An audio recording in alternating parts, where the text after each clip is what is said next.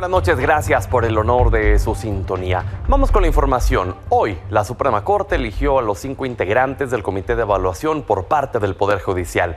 Esto se encargará de evaluar y seleccionar a los aspirantes para el proceso de la elección judicial. Se trata de Mónica González, directora del Instituto de Investigaciones Jurídicas de la UNAM, las magistradas Emma Mesa y María Emilia Molina de la Puente, así como el magistrado Wilfrido Castañón y Luis Enrique Pereda, doctor en Derecho y miembro de la Barra Mexicana de Abogados.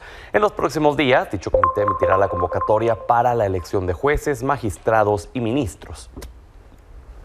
Por parte del Poder Ejecutivo, la presidenta Claudia Sheinbaum también ya eligió a los integrantes del Comité de Evaluación. En la lista aparece el coordinador general de Política y Gobierno de la Presidencia, Arturo Saldívar, el exministro, ministro en retiro, la abogada y columnista Vanessa Romero, la magistrada y presidenta de la Sala Penal del Tribunal Superior de Justicia de Tlaxcala, Maricruz Cortés, el abogado Javier Quijano Vaz, así como Isabel Inés Romero, magistrada presidenta del Tribunal Superior de Justicia y del Consejo de la Judicatura de Veracruz. La Consejería Jurídica explicó que para su selección se tuvo en cuenta los antecedentes de profesionalismo y honestidad. Hablando sobre la elección judicial, en su conferencia matutina, la presidenta Claudia Sheinbaum pidió a las y los consejeros del INE revisar el costo para este proceso electoral. El INE también revise cuánto va a costar la elección el próximo año, porque escuché que decían 13.500 millones, 13.000 millones, se habían dicho que eran 7.000 hace unos meses. Entonces, no va a haber financiamiento a partidos políticos, toda esa parte de una elección normal no viene. Entonces, hay un llamado respetuoso a los consejeros y consejeras del Instituto Nacional Electoral para que revisen el costo de la elección, que ya dijimos que va a salir de los fideicomisos. Hubo respuesta de la presidenta del INE, Guadalupe Tadei. Planteó que el instituto tiene que revisar el presupuesto para la elección judicial y aseguró que, pese a lo complicado del proceso, el organismo electoral cumplirá con profesionalismo sin poner en riesgo la excelencia. Seguramente tendrá que ser revisado puntualmente una vez que ya tengamos la definición desde aquí, desde la Corte y en todos los ámbitos jurídicos para que el instituto avance. El presupuesto ya viene con esos preceptos, ya viene con el cuidado de la austeridad, ya viene con el cuidado de hacer las cosas en el menor tiempo, con menor costo, pero sin poner en riesgo la excelencia. También aprovechó para negar que haya conflictos internos en el INE.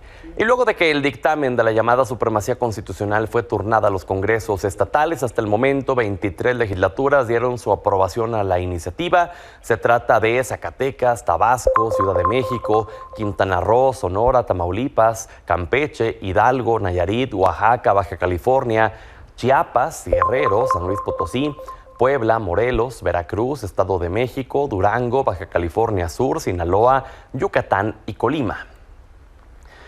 Sobre los cuestionamientos de haberse aprobado tan rápido, de haber conseguido en fast track la aprobación en los congresos locales, el presidente de la Cámara de Diputados, Sergio Gutiérrez Luna, negó que esta prisa para aprobar la supremacía constitucional trastoque el proceso legislativo o algún principio legal. Poco después de esta declaración, en ausencia de los grupos parlamentarios del PAN, PRI y MC, la Cámara de Diputados declaró la validez de la reforma y en el Senado, con la presencia del PRI más la mayoría de Morena y aliados, se emitió la declaratoria de aprobación de la reforma al artículo 107 y la adición de un quinto párrafo al artículo 105 de la Carta Magna. Así, el dictamen fue turnado al Ejecutivo para su aprobación en el Diario Oficial de la Federación.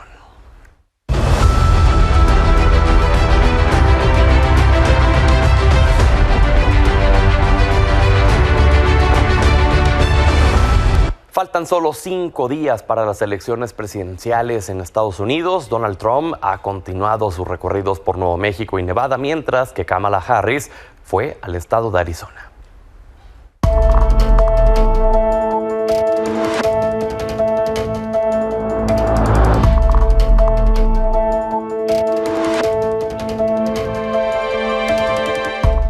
You know, we almost won it twice. They say, oh, a Republican can't win that state. They say a Republican can't win. Well, you know what? We're going to win it. We got to win it.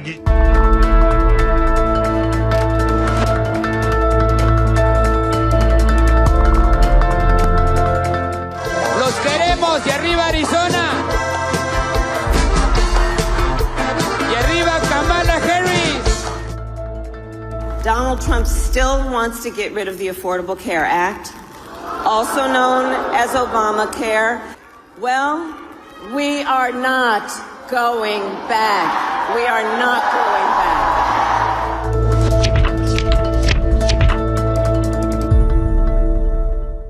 Y según la recopiladora de encuestas 538, indica que Donald Trump va al frente en 4 estados de los 7 de estos estados bisagra. En Pensilvania alcanza el 47.8%.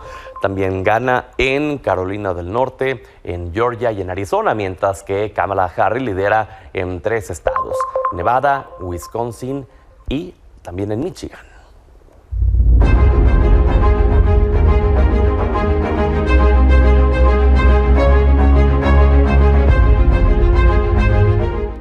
Y hablando de las elecciones de Estados Unidos y hablando de estados clave, en específico de Wisconsin, Stephanie Naro, bienvenida.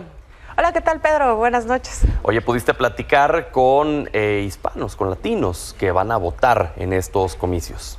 Sí, así es. Y es importante ver que la comunidad latina no actúa como un bloque. Eso ya es prácticamente un mito, actúan muy diferente y así como en Wisconsin son importantes, son el 8% de la población de Wisconsin, estamos hablando de 435,000, en Estados Unidos son el 16% de la población. Muy bien, pues vamos a ver la entrevista que hiciste. ¿Cuánto tiempo llevas en Wisconsin? En Wisconsin llevo 3 años, ahorita el 21 de septiembre. ¿Y en Estados Unidos? En Estados Unidos llevo 9 o 10 años. Ok. ¿Ya eres ciudadano estadounidense? Sí.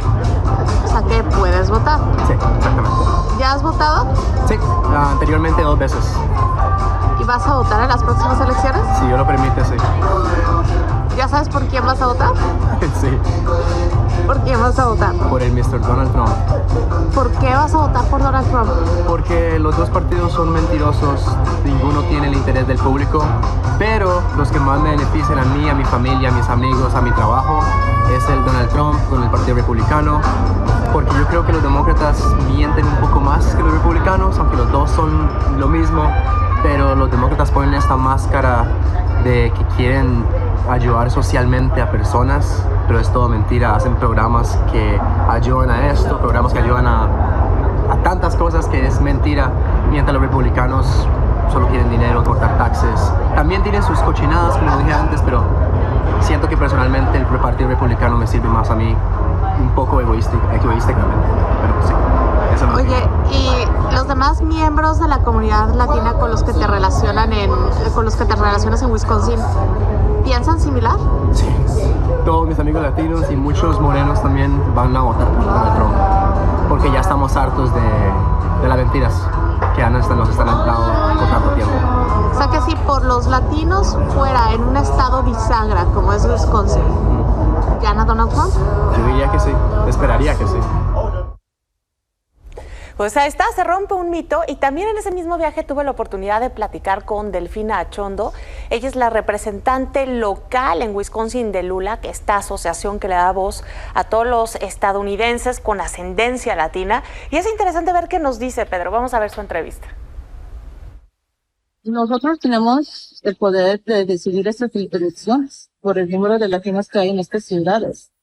En el estado de Wisconsin, la mayoría de las áreas rurales históricamente han votado republicano, pero y si todos en los estados, y si Madison y Milwaukee pueden sacar el voto latino y el voto de las ciudades más grandes, es cuando este estado se va para los demócratas.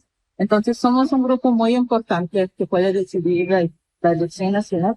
Mira, lo que nos pasa en este país como latinos es que hay temas al nivel federal, como pasar una reforma migratoria, donde son los demócratas que se ponen a luchar para hacer eso. pero a los niveles locales nos fallan los dos partidos, y es la triste verdad. Algo que pueden hacer los dos partidos es, yo creo, cumplir con sus promesas a la comunidad latina, porque los dos dicen que nos quieren ayudar. Los dos tienen planes para tratar de mejorar la calidad de vida de todos, pero también a los latinos. Y lo que pasa es que llegamos, votamos por ellos y se olvidan de nosotros. Y en este momento hay mucho lenguaje que es anti-Mexican, anti-inmigrante, anti-mexicano. Y es por la mayoría, por los republicanos, por el Trump.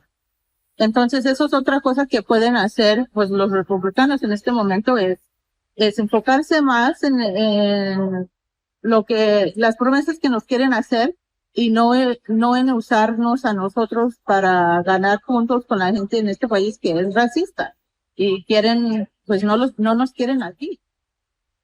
Los dos partidos nos han utilizado, los dos partidos se han aprovechado y nos han olvidado, dice. Y los dos partidos nos han fallado a nivel local, que eso es importantísimo, porque uno creyera que los latinos pues están mejores con los demócratas, pero también les fallan y tampoco los republicanos los tienen en excelentes condiciones. Entonces, esa es una cara de Estados Unidos que es cada vez más presente. Estados Unidos ya es un país con dos culturas, así como Canadá no lo reconoce, y a estas alturas del partido, pues el voto latino es muy importante, sobre todo, Pedro, cuando todo puede suceder. Cuando está tan cerrada la elección, ¿no? Puede ser decisivo. Y con esto me parece importante comentarte que los estadounidenses junto con los italianos son las dos nacionalidades del G7 que más desconfían en sus instituciones. 65% de los estadounidenses ya no confía en sus instituciones, y si alguno de los dos candidatos no reconoce su derrota, Pedro, va a arder Troya. Caray, pues ya lo estaremos platicando la siguiente semana, Stephanie, si nos acompañas acá la noche de la elección. Nos vemos el martes. Gracias.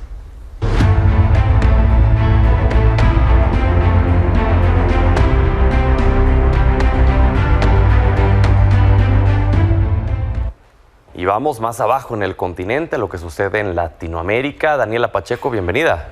Como siempre es un gusto, Pedro. A ver, cuéntanos qué sucede, porque ha ido creciendo la tensión entre Brasil y Venezuela. Justo parece que no va a desescalar el tema entre Brasil y Venezuela, y el gobierno venezolano llama a consultas a su embajador en Brasil, Manuel Badel, pues justamente en una escalada de las tensiones tras el veto que le impuso Brasil a la entrada al grupo de los BRICS a Venezuela, ¿no? Y recordemos que esto no es una cosa que empieza ahora, sino el 28 de julio, cuando se realizan las elecciones presidenciales en Venezuela, y en ese momento, junto con Colombia y un poco con México, fueron los tres países que de alguna manera lideraron o intentaron mediar como terceros países en la crisis internacional que se desata luego de que se declara a Nicolás Maduro presidente. Sin embargo, es Brasil quien se torna bastante incisivo e insistente en que pues Nicolás Maduro o el Consejo Nacional Electoral muestre las actas que le dan el triunfo efectivamente al presidente Nicolás Maduro. Y pues la cosa no para allí, ¿no? A Brasil le toca asumir la representación de las personas del equipo de María Corina Machado que están alojadas en la embajada argentina, y bueno, ahí empieza el cuento de nunca acabar. Y aquí es cuando yo digo que el asunto interno se vuelve muy importante en el tema de política exterior.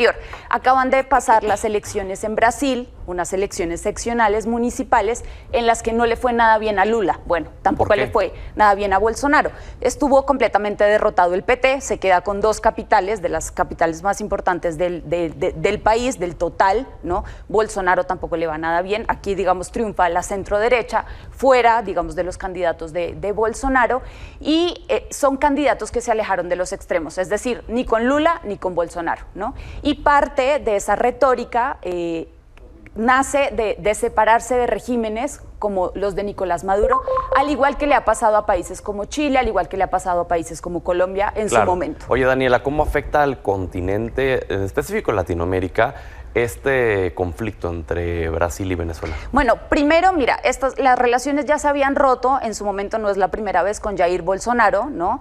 Quedaron, digamos, reducidas a temas económicos y además hay que contarle a la gente que 600,000 personas venezolanos han migrado durante, esta ola migratoria gigante que todos conocemos en el continente a Brasil. Entonces, digamos, ese tema no es menor. Sin embargo, con el peligro, por ejemplo, que representa, no estoy diciendo que con Kamala Harris sea menor, pero con el ascenso de personajes como Donald Trump, a América Latina le va a tocar estar más unida para enfrentar un gobierno, digamos que no viene nada bien para los países latinoamericanos. Si tenemos este tipo de antagonismos de gobiernos que se supone que de alguna manera están alineados mucho más a la izquierda que otro tipo de países en el continente, pues ¿qué nos espera frente al protagonismo de un presidente?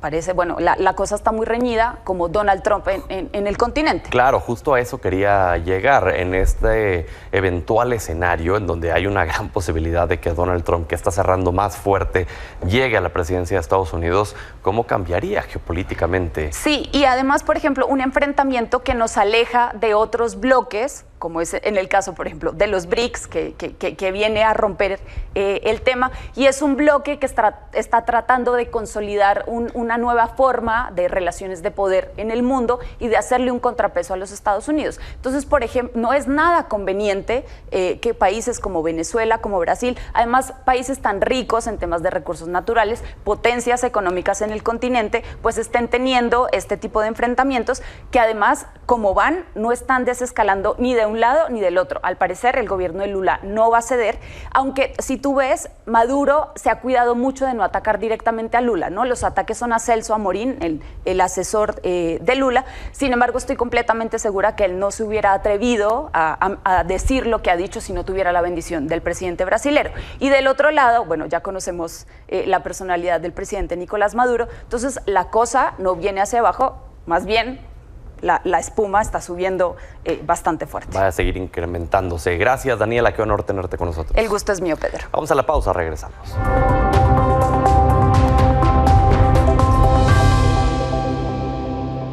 Le decía que ya se ha aprobado en la mayoría de los congresos locales la supremacía constitucional.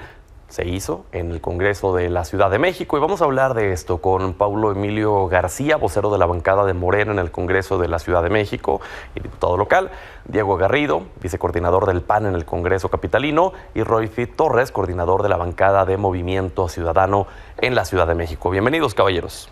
Muchas gracias. Muchas gracias, muy buenas noches. Pues a ver, hay mucha crítica hoy, sobre todo del lado de la oposición, a que se haya aprobado tan rápido esta iniciativa, esta ley de supremacía constitucional.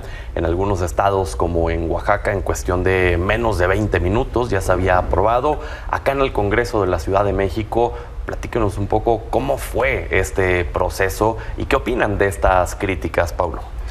Mira, Pedro, es importante que la audiencia sepa, son solo 2 artículos los que se reforman de la Constitución, que además hacen explícita una realidad jurídica y convencional de hoy en día, que los jueces no son ni legisladores, ni el Poder Judicial está por encima de los otros poderes. Simplemente lo que hace esta reforma es hacer explícita esta realidad jurídica para que no se vayan por las ramas y traten de doblar la ley, como ya lo anunciaron a través del proyecto del ministro González Alcántara.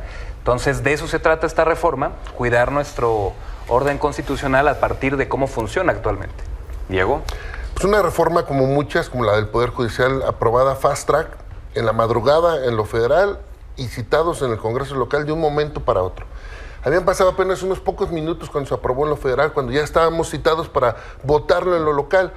Y la gravedad de todo ello es de que justamente con esta reforma pueden suceder vicios en el procedimiento, violaciones incluso en la forma de votación.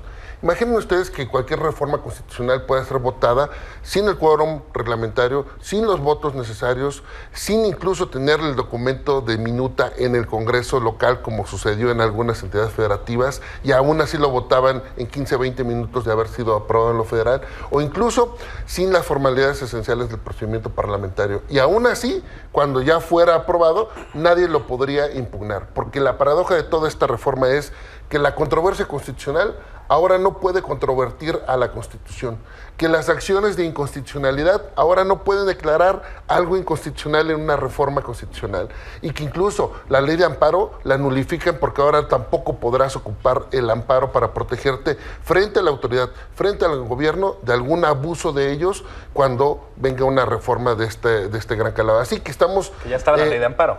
Que estamos actualmente de camino hacia una dictadura, donde se trastocan y se elimina todo peso y contrapeso que normalmente existe en la teoría pura y clásica de la división del Estado y del poder, por supuesto. Ahora no hay ningún poder que pueda estar poniéndole un alto a las malas reformas de Morena. Roy. Mira, me parece que esta reforma pues culmina la venganza que se quiere imponer al Poder Judicial, el control al que se le quiere someter desde el Ejecutivo y desde el Poder Judicial al Poder, desde el Congreso, desde el Legislativo al Poder Judicial. Y no hay otra cosa más inconvencional, Paulo, que una reforma de esta naturaleza. El artículo primero nos da muy claramente cuál es nuestro orden jurídico, y los tratados internacionales entran, por supuesto, dentro de este marco jurídico, que el artículo primero fue una batalla de las minorías por reconocer los derechos humanos, por reconocer los derechos de las minorías, y hoy con esta reforma están acabando por completo con esta lucha, con esta batalla, porque resulta que cualquier reforma constitucional pues no va a poder ser impugnada, pero además viola también un principio general, que las leyes deben de ser abstractas, deben ser generales, y esta ley es a la medida para evitar justamente que la Suprema Corte no discuta una de las aberraciones más grandes que se ha cometido en este país, en la reforma constitucional en materia del Poder Judicial. Eso es lo que están tratando, es una reforma a la medida en contra de hoy la Suprema Corte de Justicia, y eso también es, por supuesto, que una violación flagrante de los principios generales del derecho. Entonces, es inconvencional, es una reforma a la medida, y esta concluye para que la Suprema Corte no pueda discutir lo que mal hicieron, porque ese también es una realidad. Mal aprobar una reforma judicial con todos los vicios de procedimiento que se encontraron, que se acreditaron, pero ahora resulta que Morena dice no, pase lo que pase, ya no se puede interponer ninguna acción. Paulo, ¿qué respondes? Es falso. Mira, estos dos instrumentos, la controversia constitucional y la acción de inconstitucionalidad, es importante que la audiencia sepa que su objetivo era cuidar que las leyes secundarias cumplan lo que dice la Constitución. Si una ley no se ajusta a lo que dice la Constitución, se eliminaba parcial o totalmente. Pero ¿cómo va la Corte a decir que la propia Constitución está mal? Eso no existe en nuestro sistema jurídico. Hay, de hecho, jurisprudencia que dice claramente que no se pueden revisar reformas a la Constitución. Y hay que recordar, además, que no son enchiladas hacer una reforma constitucional, requiere del apoyo ahora sí, porque salen de en 2 muchos días, ¿no? legisladores. Fíjense, son legisladores locales, más de 1,000 en el país, 1,100 y fracción. Se necesita la mitad más uno. 2/3 partes del Senado, 2/3 partes de la Cámara de Diputados. O sea, lo que quiere hacer la Corte es pisotear a más de 600 representantes populares. Eso es una aberración. Entonces, lo que se pisotea aquí es nuestro sistema jurídico actual. El sistema jurídico mexicano está aniquilado con esta reforma. Permíteme hacer un comentario, bueno, más bien retomar el comentario que hiciste, porque me llamó mucho la atención, Paulo, que Diego dijo, vamos camino a una dictadura. Y eso lo he escuchado en muchas voces, también en las mesas que tenemos todos los días aquí. No, pobre democracia, le declaran la muerte cada 15 días. Que ahora sí ya acabó la democracia, viene otra reforma, ahora sí ya vamos al camposanto. Falso, o sea, es lo que llevan diciendo la cantaleta, la narrativa de la oposición. Pensábamos que no se les iba a ocurrir otra cosa y nos salen con esto. Además. Y la verdad es que ya es de risa cada vez que o sea, les pasa ya como la fábula del lobo, ¿no? Ahí viene el lobo hasta que, ¿no? Entonces realmente no hay absolutamente ninguna intención de destruir la democracia representativa en México. Además, lo de la ley de amparo, los dos, porque son legisladores, son gente informada, lo saben perfectamente. La ley de amparo ya decía explícitamente que las reformas constitucionales no son sujetas de amparo. Simplemente se llevó a la Constitución, algo que ya era ley vigente desde hace mucho tiempo. Fíjate, no es una reforma de supremacía constitucional. Y la realidad ya superó la ficción. Cuando pensábamos que no se les iba a ocurrir otra cosa, ahora nos salen con esto. Y estamos hablando de la ley de Herodes, donde todos vimos, donde Varguitas decía, ahora le voy a cambiar esto a la Constitución, y nadie creía que se iba a atrever, pues ya se atrevieron. Imagínate tú, con esta reforma, lo que va a pasar. Y para que dimensionen el público que nos está escuchando. Si a Morena se le ocurre ampliar el periodo de la presidenta, por ejemplo, de 6 a 15 años o a 25 años, en la Constitución, ahora la Corte no podrá ponerles un alto. Si a ellos se les ocurre poner su periodo de legisladores de 3 a 10 años, tampoco nadie. Si atenten contra la propiedad privada, es decir, que el gobierno decida despojarte de tus bienes y sin previa indemnización, por supuesto, y atentar contra tu propiedad privada, ¿quién les puede poner un alto? No hay ninguna Suprema Corte de Justicia que analice esa reforma para ponerles el alto.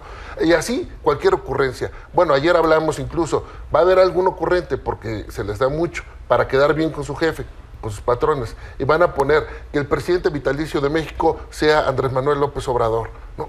¿Y quién los va a detener con reformas como estas? Pero estas son ocurrencias que llego hasta el absurdo para que ejemplifiquemos. Pero cuando se metan con tus derechos, con tus libertades, cuando persigan a los periodistas por ser críticos al gobierno, y en la Constitución dice y diga con una reforma de ellos que nadie puede criticar al gobierno, entonces no le podremos poner un alto. Esta es la gravedad de la que estamos sufriendo con esta reforma, y por supuesto que este es el camino a la dictadura totalmente. En términos jurídicos también le pusieron el último clavo al ataúd del Estado de Derecho. Rafi, ¿tú coincides en que es el camino a la dictadura?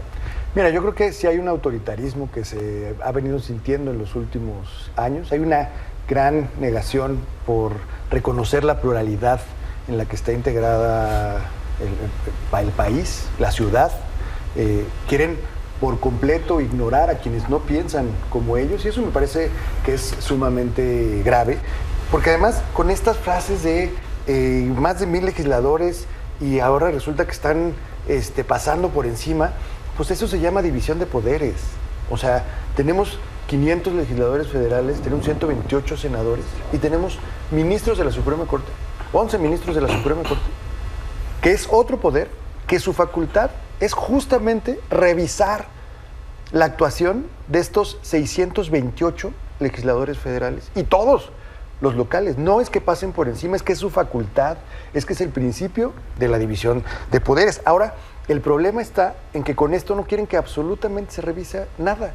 Todas las violaciones al procedimiento legislativo que se llevaron a cabo dentro de la reforma judicial, ¿no? Votar sin quórum, votar sin siquiera saber si eran los legisladores, las reformas que se aprobaron en Fast Track en los estados. Bueno, ayer se aventaron todavía la desfachatez congresos que ni siquiera les habían notificado, ni siquiera tenían la minuta y ya la estaban votando. En el Congreso, por lo menos, nos las mandaron 10 minutos antes y mandaron la convocatoria y mandaron la minuta. Hay congresos que ni siquiera... Pero ese no es el problema que fueran 2 o 100.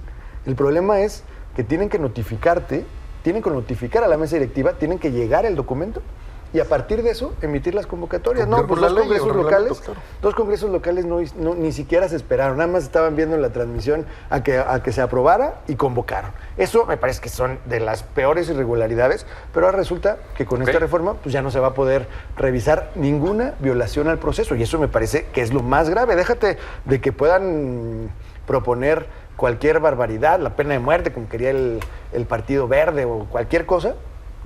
Si se hace bajo cualquier procedimiento que viole flagrantemente la Constitución, entonces ya no se va a poder hacer absolutamente nada, y ese es el riesgo. Pablo. Sí, miren, quiero detenerme en esta idea porque la han estado usando mucho. ¿Qué pasaría si las mayorías aprueban el regreso de la esclavitud y esta cantaleta? Yo creo que parte de un absoluto desconocimiento de la historia nacional.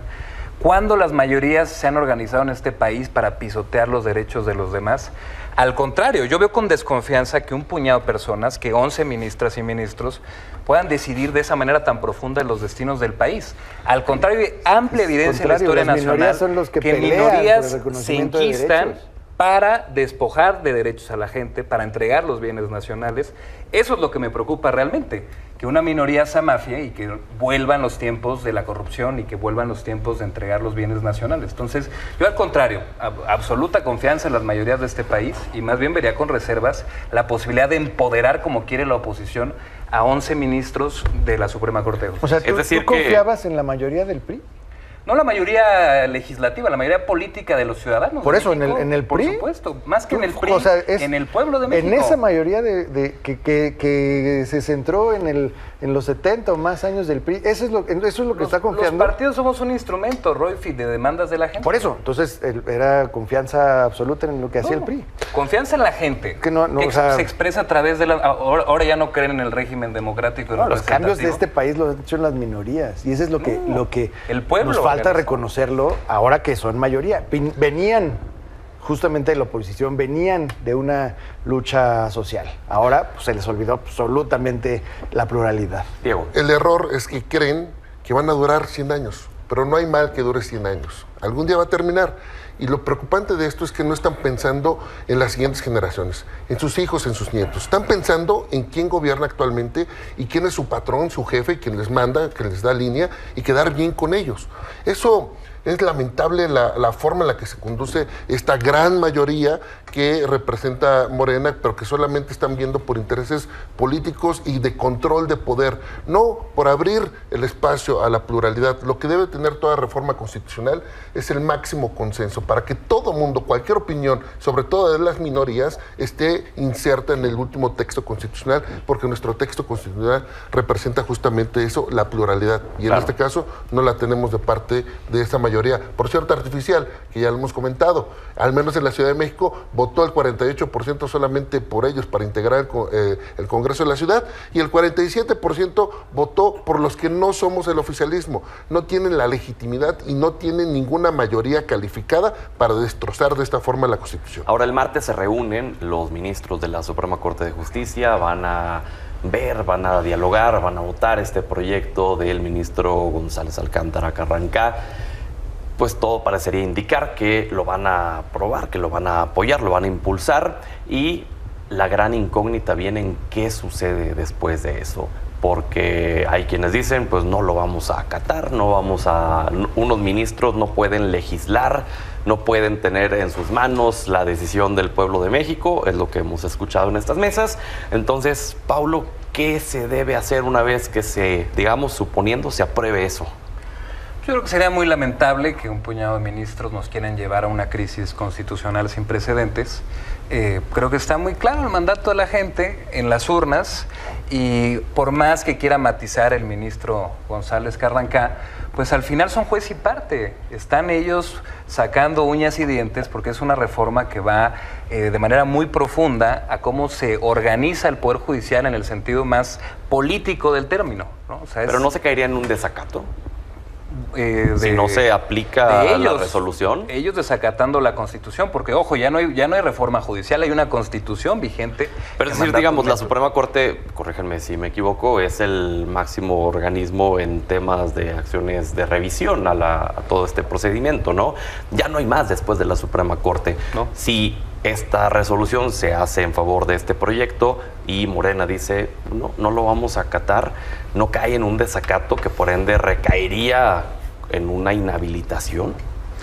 Bueno, pues la Corte, ya lo dijimos en esta mesa, en otros muchos espacios, aunque hoy la oposición de manera engañosa diga que ahora resulta que sí se puede hacer control constitucional de la Constitución, que simplemente es cacofónico porque es aberrante pensarlo.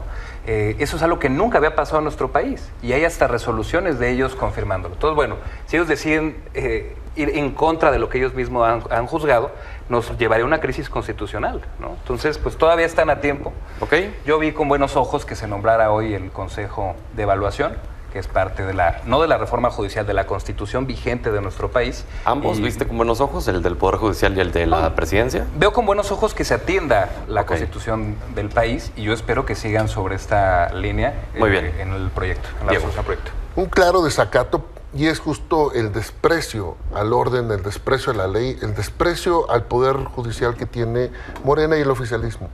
Ellos están diciendo que no van a cumplir. a pesar de que ya le están mandatando que la elección de jueces y magistrados no puede ser por esta vía de la supuesta elección donde simple y sencillamente un órgano supuestamente técnico te pone en la boleta ciertos nombres preseleccionados por ellos, eso ya lo tumbó la Corte en esta sentencia si se aprueba en próximos días. Y Morena y el oficialismo está diciendo que no lo quiere acatar. Eso es justamente el desprecio al Estado de Derecho. No quieren tener nadie que les revise, no quieren respetar ninguna regla, y esto sin lugar a dudas no podemos vivir en la ley de la selva, en donde solamente sirva el dicho de el que gobierna la ciudad o el que gobierna el país. Incluso el propio López Obrador ya controvirtió una reforma constitucional cuando se opuso a la reforma constitucional de la Ciudad de México. Arturo Saldívar también, cuando fue ministro que ahora encabeza este órgano técnico que va a preseleccionar, también estuvo a favor de la revisión constitucional de las propias reformas constitucionales. Pero eso también va más allá, y es algo que evidentemente no entienden, que también se trata de la revisión de control convencional, que es respetar también las leyes y tratados internacionales de los cuales en México es parte. Roy, se nos va el tiempo, adelante, por favor. Mira, contigo yo creo concluimos. Es que en estas declaraciones es donde se siente el autoritarismo en el que nos enfrentamos,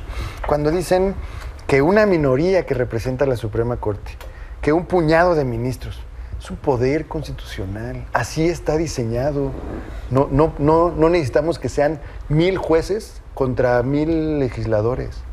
Ese no es el principio de la división de poderes. O sea, no podemos despreciar, no podemos ningunear así a los ministros de la Suprema Corte, pero el problema es que ahora el Poder Ejecutivo y el Poder Legislativo se sienten por encima del Poder Judicial. ¿Por qué? Porque es un órgano revisor. ¿Por qué? Porque tienen la facultad de decirles lo que está mal. Y eso es lo que están haciendo, eso es lo que van a hacer. Y van a seguir, si siguen con este desprecio, pues obviamente lo van a desacatar y van a decir absolutamente lo que quieran, pero lo que están haciendo es ponerse por encima del Poder Judicial, que es una violación a la propia Constitución. Pues seguimos platicando la semana que viene ya con una resolución de la Suprema Corte y ver qué acciones se toman al respecto. Gracias, caballeros. Gracias. Muchísimas gracias. Pausa, Gracias, regresamos.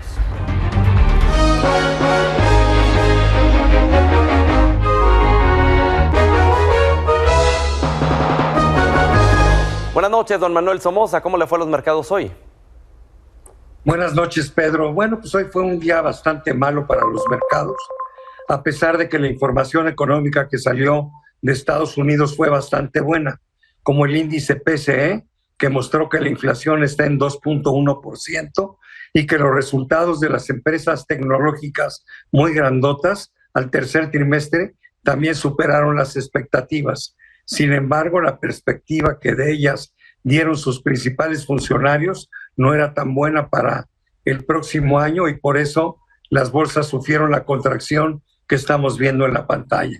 El Dow perdió 0.90, el Nasdaq 2.76, el Standard & Poor's 1.86 y el IPC en México menos 0.42. El tipo de cambio tocó 20.19 para cerrar en 20.04. La volatilidad seguirá estando presente el día de mañana ante unas elecciones que se llevarán a cabo en Estados Unidos el martes 5. Estaremos informando al respecto. Muchas gracias, Pedro. Buenas noches y saludos a la audiencia. Gracias, don Manuel. Y gracias por habernos brindado el honor de su sintonía esta mañana.